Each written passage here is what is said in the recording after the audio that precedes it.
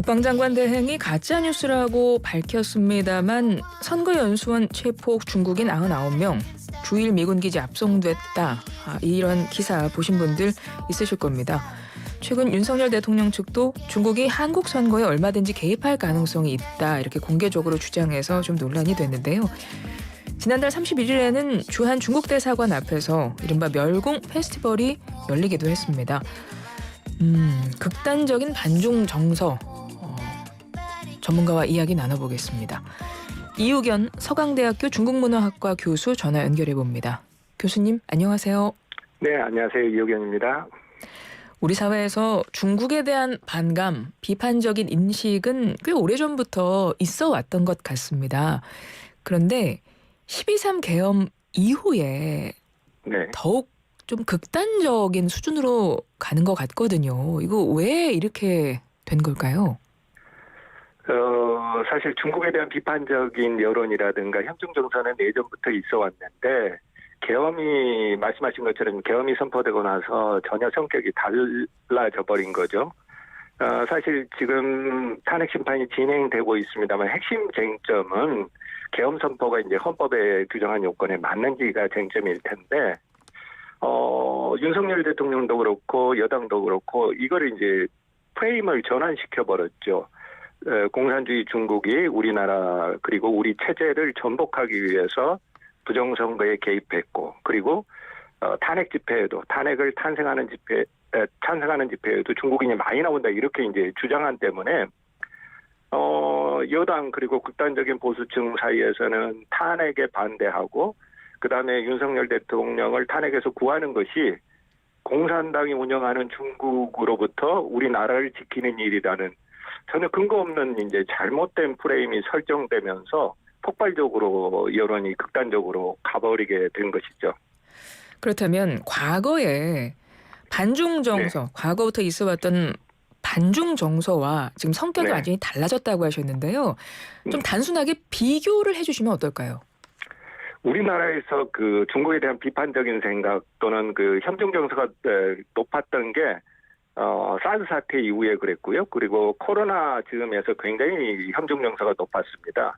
근데 여기에는 진보도 그렇고 보수도 대체적으로 비슷하게 생각했거든요. 여기에는 이유가 있었습니다.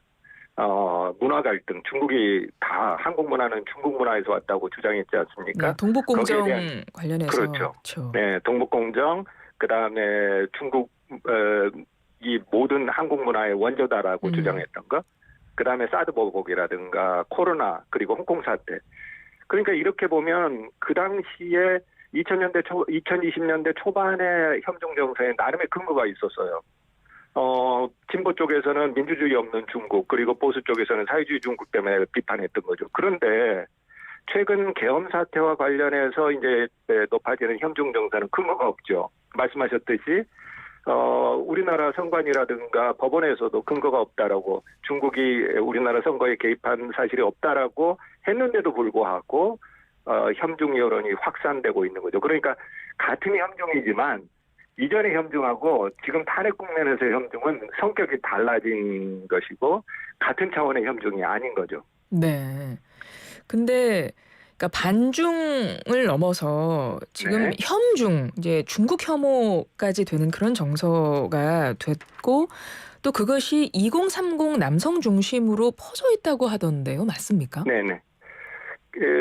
우리나라에서 그 협중 여론을 조사하면 이전에 한 70% 정도의 한국인이 다 중국에 대해서 비판적이었거든요. 그런데 젊은 층으로 내려올수록 중국에 대해서 비판적인 생각들이 많았어요. 근데 그 이유는 여론조사 나온 것을 보면은 이제 문화 갈등이 젊은 세대에게 크게 영향을 미쳤고 그래서 이제 비판적이었는데 중국에 대해서 비판적이었는데 그거는 이제 남녀 가리지 않고 젊은 세대가 협중 정서가 높았어요. 그런데 이제 최근에 나타나는 현상 중에 특징적인 것은 남성들 사이에 협중이 높다라는 겁니다. 그러니까 탄핵 국면에서 주로 윤석열 탄핵에 반대하는 남성 보수 지지층에서 협중 현상이 굉장히 극단적으로 높아지고 있는 것.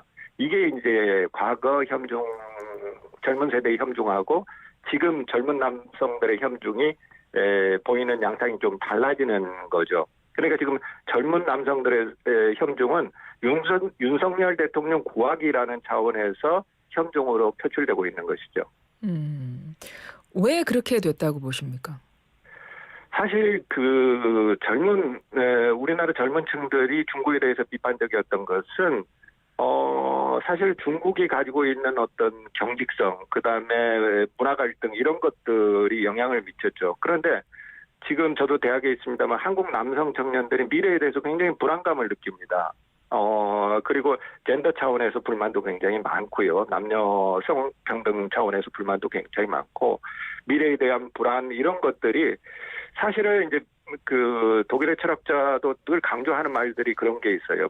혐오는 불안의 산물이다. 이 청년들이 굉장히 미래에 대한 어떤 불안감을 느끼는데, 중국에 대해서 그 불안을 전가하면은 굉장히 안전하거든요. 그리고 자신들이 애국주의자고 굉장히 민족주의 차원에서 우리나라를 지키고 있다라는 어떤 자존감도 듭니다.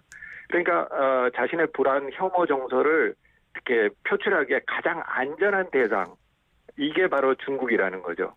그러다 보니까 혐중 현상이 젊은 남성들 사이에서 굉장히 높아가고, 특히 이것이 윤석열 구하기라는 차원과 연결되면서 젊은 남성들 사이에서 혐중 현상이 높아지고 있다고 볼 수 있습니다. 그 불안함의 네. 그 원인, 그 대상을 중국으로 전가를 하면 이제 안전하다고 표현을 하셨잖아요. 네네. 그게 어떤 측면에서 안전하다고 느낌이 오는 거죠?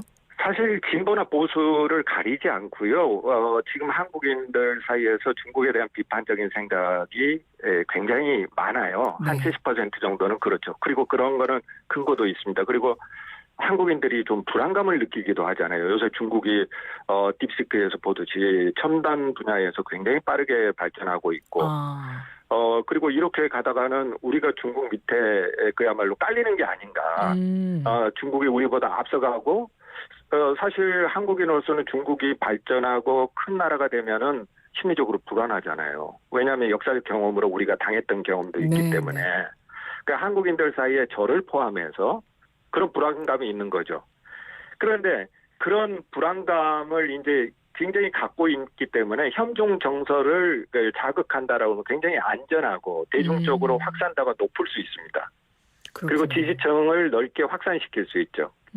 그러니까 혐중 프레임이 자신의 정치적 목적, 그리고 윤석열 구하기라는 목적을 싣고 확산시키는데 좋은 전략이 될 수도 있는 것이죠. 지금의 이런 혐중 정서가 확대되고 극단화되는 것에 대해서 어떤 네. 부분을 가장 우려하십니까? 이게 사실은 혐중 정서라는 게 단순히 중국에 대한 정서뿐만 아니라 굉장히 사회 전반의 혐오 분위기가 높아지는 것이 일단 문제일 텐데, 첫째는 이제 제 중국 관계에서 굉장히 위험하죠. 우리는 이제 통상국가이고 중국은 여전히 우리의 수출 제1의 파트너인데 대중국 관계에서 굉장히 위험할 수 있고요. 그다음에 우리 사회의 건강도를 굉장히 해치는 거죠. 사실은 근거 없는 주장으로 특정 국가 그리고 특정 외국인에 대해서 혐오, 그다음에 극단적인 어떤 비하와 그다음에 부정하고 어떻게 보면은 언어적 물리적 폭력을 가한다라는 게 우리 사회가 굉장히 건강해지지 않는 방향으로 흐를 수 있는 조짐이 될 수 있는 거죠. 장기적으로. 네. 그런 점에서는 대중국 관계뿐만 아니라 한국 사회의 건강성을 유지한다는 측면에서 굉장히 위험한 징조일 수 있습니다. 예. 그리고 우리나라에 살고 있는 중국인들도 굉장히 많잖아요. 지금 그분들이 그렇죠. 요즘에 좀 많이 불안해한다 이런 보도도 나오더라고요. 그렇죠. 어느 중국인들은 사실 이제 지하철에서 중국어 하기도 그렇고, 학생들 중에서도 중국어를 배우는 학생들이 중국어를 했는데, 거기에서 옆에서 나이 있는 분들이 굉장히 아주 매섭게 노려보더라 하는 경험담도 있거든요. 그러니까 이게 마치 예전에 나치에서 뭐 특정 유태인들을 그렇게 바라보듯이 이런 시각이 사회적으로 넓게 번지게 되면은 우리 사회가 굉장히 어떤 유형의 무형의 인종학살 이런 분위기로 갈 수 있고, 이념학살 이런 분위기로 진행될 수도 있는 굉장히 위험한 양상이죠. 예. 교수님께서 하신 말씀을 보니까요. 우리나라에 네. 퍼져 있는 중국 혐오 정서가 사실은 미국에서 수입된 정서다. 이런 말씀을 하셨어요. 어떤 의미인가요? 예전에 우리 사회에도 혐중 정서가 있었잖아요. 그런데 그때는 나름의 근거가 있었고 그리고 부정선거하고 중국을 연결시키지는 않았었거든요. 근데 이제 지금은 부정선거에 중국이 개입됐다고 하면서 부정선거와 중국을 연결시킨단 말이에요. 그렇다면은 그렇게 부정선거와 중국을 연결시키는 게 어디서 왔느냐? 그 기원을 추적해보면 사실 극단적인 일부 종교 단체에서 운영하는 언론에서 시작이 됐습니다. 그런데 이런 단체들, 그 다음에 이런 언론들, 인터넷 언론이죠, 주로는. 이런 언론들의 주장들이 사실은 미국에서 트럼프주의가 주장하는 거, 그리고 미국에는 상당히 많은 반중국 단체들, 그리고 반중국 공산당 단체들이 있거든요. 네. 여기에서 늘상 주장했던 것들입니다. 어. 그리고 이들 단체는 한국과 일부 연결도 되어 있습니다. 우리나라의 지부도 가지고 있고요. 그러니까 부정선거와 중국을 연결시키면서 협종을 조장하는 지금 국면은 국내적 배경도 지니고 있지만 미국에서 수입된 미국산이기도 한 것이죠. 아, 그렇군요. 최근에 중국도 지금 네. 한국의 이런 정치적 상황에 언급을 했습니다. 그러니까 네네. 중국과 무리하게 연계시키지 말라면서 입장을 밝혔어요. 중국은 일관되게 내정 불간섭 원칙을 견지해 왔다. 근데 네. 중국 내 언론은 좀 조용한 것 같습니다. 어떻게 보세요? 중국 언론을 저도 보면은 별로 그렇게 언급이 없어요. 그리고 중국인들도 크게 관심이 없습니다. 얼마 전에 그러니까 우리나라에 있는 대사관에서, 중국 대사관에서 한국인들이 지혜롭게 해결할 능력이 있다고 믿는다. 이런 이제 멘트를 네. 발표했죠. 그런데 한편으로 보자면 중국 정부로서는 이게 개입하기가 굉장히 어렵습니다. 만약에 중국 정부가 지금 개입을 해서 그거는 전혀 근거 없고 터무니없이 우리를 비방하지 말아라고 하게 되면 국내에서 큰 정치적 논란이 일어날 수도 있거든요. 그리고 그것이 오히려 확산시킬 수도 있습니다. 그리고 이제 중국 입장에서는 지금은 일시적으로 탄핵 국면에서 그런 거고, 아주 극단적인 일부 한국인들이 이런 터무니없는 주장을 한다. 그래서 이제 새로운 정부가 들어서면 또는 뭐 상황이 탄핵 국면이 바뀌면 이것이 사라질 것이다. 이렇게 보는 것 같아요. 그런데 이제 문제는 네. 윤석열 대통령이 복귀를 하든 아니면 새로운 정부가 들어서든 그때도 만약에 한국을 리더하는 주요 정치 지도자들, 그다음에 여당 지도자들, 국가의 리더들이 이런 언급을 계속한다면 이제 상황은 굉장히 달라지게 될 겁니다. 그럼 외교적으로도 어떤 문제가 정부도, 발생할까요? 그렇죠. 그렇게 되면 이제 중국 정부도 여기에 대해서 언급을 할 수밖에 없겠죠. 중국에서는 어떻습니까? 한국에 대한 이미지가. 한국에 대한 정서가 어때요? 우리나라 사람들이 착각하고 있는 게 우리가 이제 한 70% 정도를 중국에 대해서 좀 부정적으로 보지 않습니까? 네. 여론조사에서 보면. 네네. 그런데 중국에서는요, 반대예요.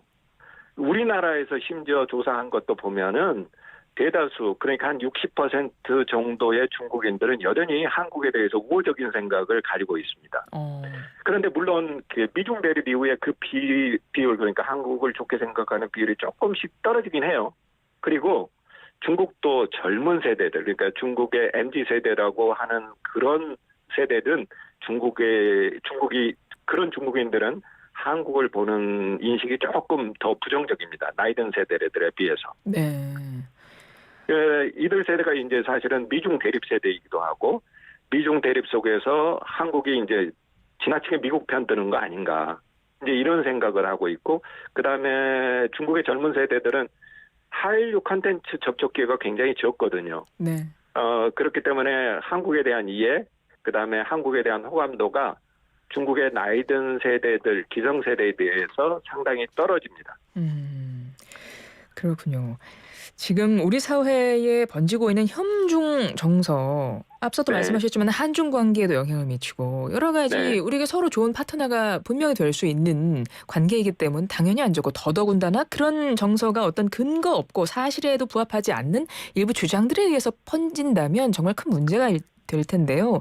예. 지금 이 상황 속에서 벗어나기 위해서 어떤 노력, 어떤 고민이 필요할까요? 어떻게 해결할 수 있을까요? 그게 참 어려운 문제입니다. 2020년대 코로나 국면이라든가 사드 사태라든가 문화 갈등 속에서 중국에 대해서 비판적인 주장들을 하고 중국을 비판하는 것, 그리고 홍콩 민주화 운동에 대해서 중국이 탄압하는 것에 대해서 비판하는 것, 이건 당연한 일입니다. 그런 차원에서 중국의 비판적인 언급을 하고 그것이 협종으로 표출되든 아니든 이런 거는 근거가 있고 당연한 것이죠. 그리고 한국인이라 민주국가에 사는 한국이라면 중국에 대해서 그런 비판적인 생각 가질 수 있습니다. 그런데 지금은 중국 비판 그리고 지금 탄핵 국면에서 협종은 이거는 근거도 없고 사실도 아니잖아요. 네. 그런데도 불구하고 종교적 신념이 돼버렸습니다.